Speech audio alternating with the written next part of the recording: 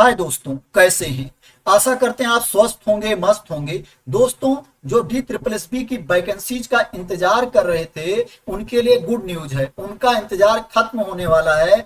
24,000 plus 24,000 से भी ज्यादा वैकेंसीज के लिए रिक्रूटमेंट रूल जारी कर दिया गया है। दोस्तों, मैं इस वीडियो में इस रिक्रूटमेंट रूल की सारी जानकारी दूंगा, कंप्लीट इंफॉर्मेशन दूंगा, इसलिए इस वीडियो को स्टार्टिंग से लेकर के लास्ट तक जरूर देखें जिससे आपको कंप्लीट इंफॉर्मेशन मिल सके। दोस्तों, अगर अभी तक आपने हमारे चैनल को सब्सक्राइब नहीं किया है तो सब्सक्राइब कर लेना। क्या है कि मैं इसी तरह की वीडियो बनाता रहता हूं। अगर न्यू वैकेंसीज आती है, नोटिफिकेशन आता है, न्यूज आती है तो मैं उसकी वीडियो बनाता रहता हूं। अगर आप हमारे चैनल को सब्सक्राइब कर लेंगे तो आप लोगों तक नोटिफिकेशन पहुंच जाया करेगा। दोस्तों, ये रिक्रूटमेंट रूल है जो जारी किया गया है, जिसमें दिया गया है राष्ट्रीय राजधानी क्षेत्र दिल्ली के उप राज्यपाल एतद द्वारा शिक्षा निदेशालय राष्ट्रीय राजधानी क्षेत्र दिल्ली सरकार में प्रशिक्षित स्नातक शिक्षक अंग्रेजी, गणित, प्राकृतिक विज्ञान, सामाजिक विज्ञान के पद की भर्ती पद्धति को विनियमित करने के लिए निम्नलिखित नियम बनाते हैं। दोस्तों, ये नोटिफिकेशन हिंदी और अंग्रेजी दोनों में दिया गया है। मैं ये नोटिफिकेशन आपको दोनों लैंग्वेज में दिखाऊंगा जिससे आपका सही से क्लियर हो जाए। अगर आपको हिंदी में क्लियर नहीं होता है तो अंग्रेजी वाला देख के क्लियर हो जाए, अगर अंग्रेजी में क्लियर नहीं होता तो हिंदी वाला देख के क्लियर हो जाए। दोस्तों, यहाँ संक्षिप्त शीर्षक एवं प्रारंभ में क्या दिया गया है। इन नियमों को शिक्षा निदेशालय राष्ट्रीय राजधानी क्षेत्र दिल्ली सरकार प्रशिक्षित स्नातक शिक्षक अंग्रेजी, गणित, प्राकृतिक विज्ञान, सामाजिक विज्ञान भर्ती नियम 2023 कहा जाएगा। ये शासकीय राजपत्र में अपने प्रकाशन की तिथि से लागू होंगे। दोस्तों, इसमें क्या है कि कुछ लोग नहीं अप्लाई कर पाएंगे। कौन से लोग अप्लाई नहीं कर पाएंगे? जो किसी व्यक्ति के जीवित पति पत्नी के होते हुए विवाह करता है या विवाह का अनुबंध करता है। दोस्तों, अगर आप पहले से शादीशुदा हो और दूसरा विवाह करना चाहते हो तो क्या है कि आप अप्लाई नहीं कर पाओगे।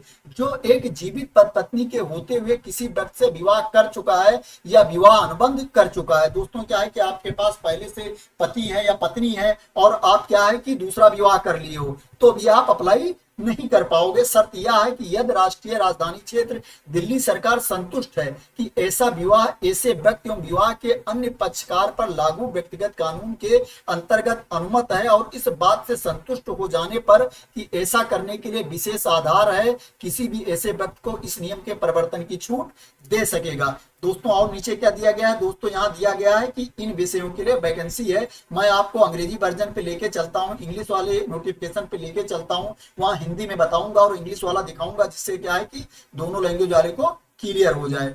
दोस्तों, यहाँ पे आप ये देखोगे ये इंग्लिश में दिया गया है। यहाँ पे जो नेम ऑफ पोस्ट है दोस्तों, ये टीजीटी है, ट्रेंड ग्रेजुएट टीचर है। ये टीजीटी की वैकेंसी है जो English, mathematics, social science, physical science और नेचुरल साइंस के लिए है। जो नंबर ऑफ वैकेंसीज है दोस्तों, ये 24,939 है, 24,949 है। दोस्तों, जो वैकेंसीज है ये जनरल सेंट्रल सर्विसेज के ग्रुप बी में आती है। जो पे लेवल है, सैलरी का लेवल है दोस्तों, पे लेवल आपका 7 है, 7 है जो सैलरी का लेवल है। दोस्तों, ये 44,900 1,42,400 है दोस्तों। 44,900 रुपए से लेकर के 1,42,400 रुपए है दोस्तों। Whether selection post, non selection post. दोस्तों, ये सिलेक्शन पोस्ट है।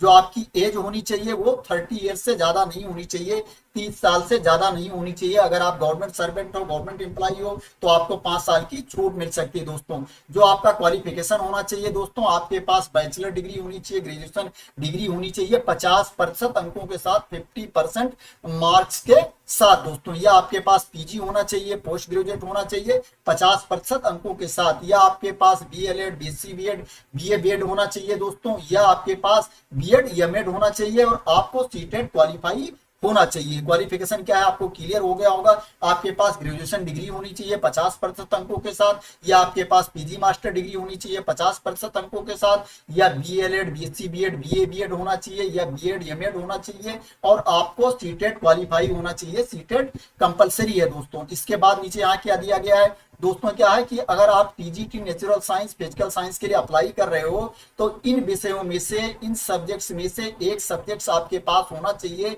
एक विषय में आपको पढ़ा होना चाहिए। दोस्तों, अगर क्या है कि आप टीजीटी सोशल साइंस के लिए अप्लाई कर रहे हो तो आपको इन विषयों में पढ़ा होना चाहिए, एक सब्जेक्ट आपके पास होना चाहिए। अगर आप टीजीटी मैथ के लिए अप्लाई कर रहे हो, टीजीटी मैथमेटिक्स के लिए अप्लाई कर रहे हो तो आपके पास मैथमेटिक्स सब्जेक्ट होना चाहिए, मैथ होना चाहिए। अगर क्या है आप टीजीटी इंग्लिश के लिए अप्लाई कर रहे हो तो आपके पास टीजीटी इंग्लिश होना चाहिए, आपको टीजीटी इंग्लिश में पढ़ा होना चाहिए, एक सब्जेक्ट होना चाहिए इंग्लिश का आपके पास। दोस्तों क्या है जो एग्जैक्ट रिक्वायरमेंट है वो जब एप्लीकेशन फिल करने के लिए आएगा तो उसमें दी जाएगी। दोस्तों जो एज है, दोस्तों एज किस डेट से डिसाइड होगी ये आपको नोटिफिकेशन जब दिया जाएगा तो उसमें बताया जाएगा, DSSB के थ्रू नोटिफिकेशन जारी किया जाएगा जिसमें बताया जाएगा किस डेट से आपकी एज काउंट होगी। दोस्तों अगर आपका सिलेक्शन प्रमोशन के द्वारा होता है, अगर आप जॉब प्रमोशन के द्वारा पाते हो तो आपके ऊपर ये रूल इंप्लीमेंट होगा कि नहीं होगा।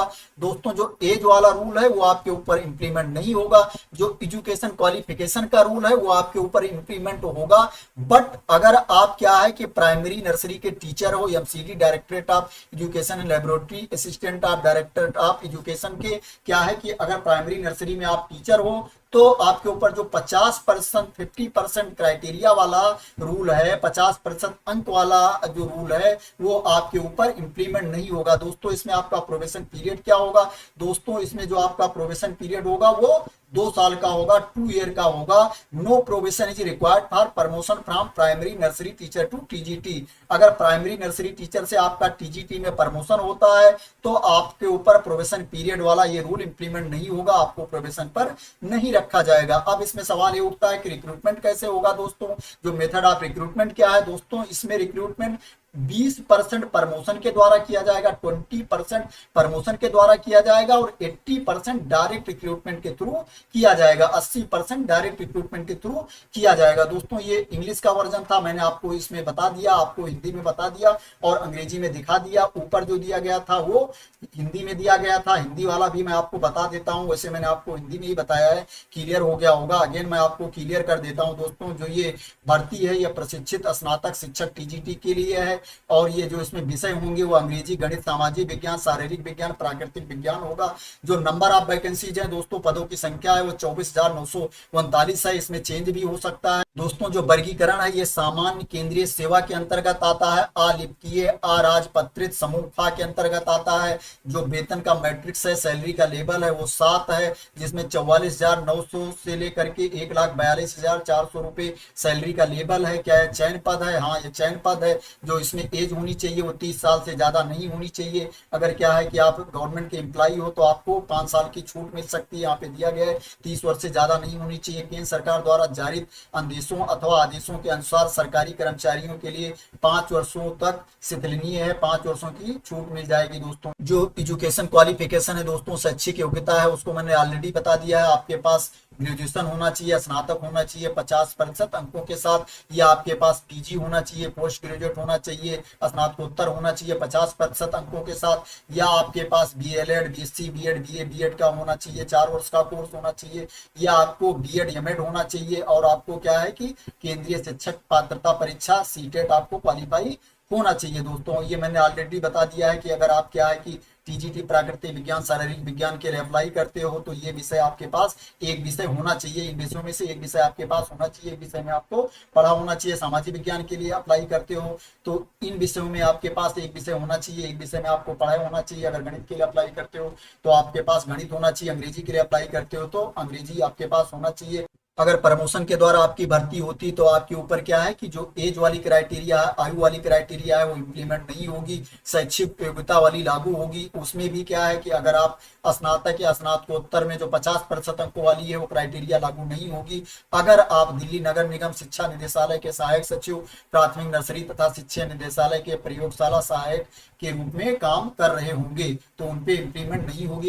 दोस्तों जो परीक्षा की अवध होगी, प्रोबेशन पीरियड होगा वो 2 इयर्स का होगा, 2 साल का होगा। दोस्तों 2 साल की परीक्षा अवध होगी, मैंने ऑलरेडी बता दिया है। अगर आप पहले से प्राथमिक और नर्सरी में पढ़ा रहे हो तो क्या है और आपका प्रमोशन होता है तो आपके ऊपर जो परीक्षा की अवधि है वो लागू नहीं होगी। जो रिक्रूटमेंट की पद्धति होगी दोस्तों, जो भर्ती की पद्धति होगी उसमें क्या है 20% आपका 20% पदोन्नत के थ्रू किया जाएगा, प्रमोशन के थ्रू किया जाएगा। जो 80% है 80% है वो सीधी भर्ती के थ्रू किया जाएगा, डायरेक्ट रिक्रूटमेंट के थ्रू किया जाएगा। मैंने ऑलरेडी वहां बता दिया था, अगेन मैंने आपको क्लियर कर दिया। दोस्तों अगर आपको वीडियो पसंद आई होगी तो इसको लाइक कर देना और शेयर कर देना। हमारे चैनल को सब्सक्राइब ना किया हो तो सब्सक्राइब कर लेना। क्या है कि अगर इसका एप्लीकेशन वाला नोटिफिकेशन आता है तो आप लोगों तक वो इन्फॉर्मेशन पहुंच सके। दोस्तों तो thank you so much for watching.